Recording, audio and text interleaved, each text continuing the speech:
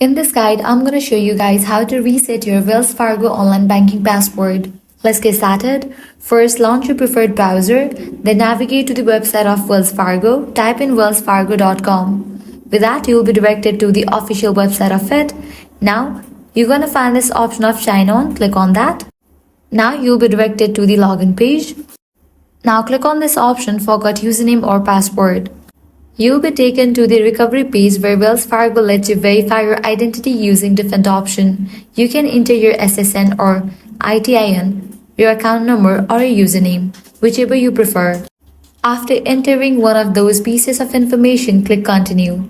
Wells Fargo will locate your account and walk you through the identity verification process. Once your account is confirmed, you will be taken to a page where you can create a new password. Enter your new password, confirm it, and then save the changes.